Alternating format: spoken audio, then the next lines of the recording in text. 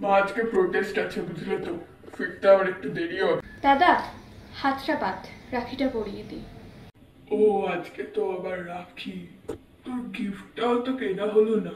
থাক, কিছু লাগবে না। না ওরকম বললে হবে, আজকে আফটার অল রাখি, কিছু তো তোকে দিতে হবে। না রে, কিছু লাগবে না, ছাড়, এমনিও আর কোনো লাভ নেই। কি লাভ নেই? আজকে তো রাখি, বল কি গিফট চাই? আরে বল।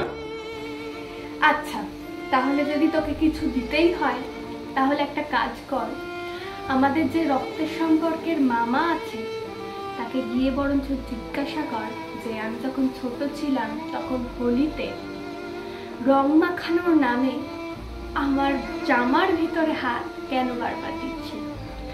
আমি ঠিক যতবার সরিয়ে দিতে চাইছিলাম ঠিক ততবার জোর করে কেন জামার ভিতরে হাত দিচ্ছিল। পারবি? আমি চাইলেই পারতাম এডিলটারেন্ট এরকম ভাবে করতে যে আমার দাদা গেল গিয়ে আমার মামাকে চেপে ধরলো যে কেন তুমি আমার বোনের সাথে এরকমটা করেছো, কিন্তু করলাম না। কেন জানো? কারণ বেশিরভাগ ক্ষেত্রেই বিষয়গুলো ধামা চাপা পড়ে যায়, ঠিক যেরকমটা এখন হচ্ছে।